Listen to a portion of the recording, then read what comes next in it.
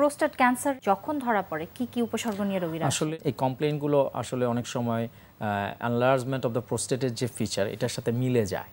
আর কিছু কিছু উপসর্গ এটা অ্যাডভান্স স্টেজে যখন চলে যায় তখন যেটাকে বলে আমরা মেটাস্টেসিস, মানে ক্যান্সার যখন এক জায়গা থেকে অন্য জায়গায় সারা শরীরে ছড়িয়ে যায়, ছড়িয়ে গেলে যে উপসর্গগুলো দেখা যায় সেই উপসর্গগুলোও নিয়েও প্রেজেন্ট করে। তো প্রাথমিকভাবে সাধারণত একটা অ্যাসিম্পটোমেটিক থাকতে পারে। 2 নম্বর হচ্ছে যে কিছু ভয়েডিং সিমটমস থাকতে পারে, যে তার আমরা 2 ভাগে ভাগ করি, যে ইরিটেটিভ অ্যান্ড অবস্ট্রাকটিভ সিমটমস। এই সিমটমসগুলো যদি থাকে, পেশেন্টের ফ্রিকোয়েন্সি থাকতে পারে, মানে ঘন ঘন প্রস্রাব করছে বা একটা ডিসকমফোর্ট ফিল করছে, বা পেশেন্টের দেখা যাচ্ছে হিমাচুরিয়া হচ্ছে, মানে হচ্ছে প্রস্রাবের সাথে তার রক্ত যাচ্ছে। এবং অনেক সময় দেখা যাচ্ছে যে মেটাস্ট্যাটিক সিমটম যেটা আমরা বলি, অনেক সময় বোন পেইন, মানে লো ব্যাক পেইন। আমরা সাধারণত দেখা যায় যে একটা পেশেন্ট 60 বা 70 ইয়ার্সের একটা পেশেন্ট, উনি বলছে যে আমার কিছুদিন ধরে ব্যাক পেইন হচ্ছে, হঠাৎ করে কোমর ব্যথা হচ্ছে। তো সাধারণত এই পেশেন্টগুলো দেখা যায় যে অর্থোপেডিক ডক্টর বা সার্জনের কাছে গেল, অর্থোপেডিক ডক্টরও উনি হয়তো রুটিন চেক আপ করে দেখলো যে ফ্র্যাকচার আছে।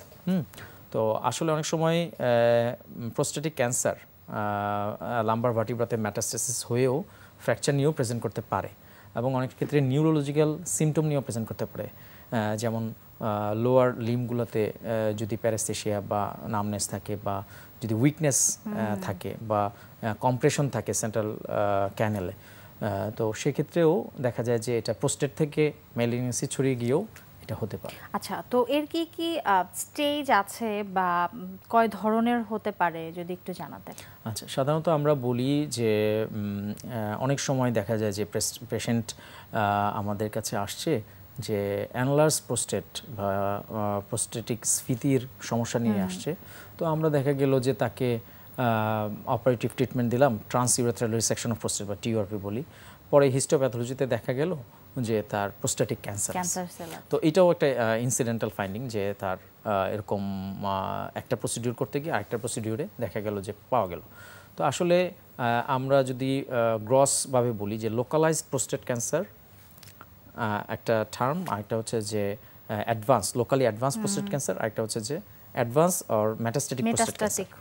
যদি দেখা যায় যে প্রোস্টেট ক্যান্সারগুলো প্রোস্টেটের ল্যাটারাল লোব বা লোবের মধ্যে থাকে, বা আশেপাশে ইউরিনারি ব্লাডার বা নিচের দিকে ইউরেথ্রাকে ইনভলভ না করে, সেক্ষেত্রে আমরা এটাকে লোকালাইজড বলি, মানে একটা জায়গায় সে আছে, এখনো ছড়ায়নি। আর যদি দেখা যায় যে প্রোস্টেটের ক্যান্সারটা তার ক্যাপসুলকে ইনভেট করছে বা আশেপাশের সারাউন্ডিংসকে ইনভলভ করেছে, তাহলে এটা লোকালি অ্যাডভান্স বলি।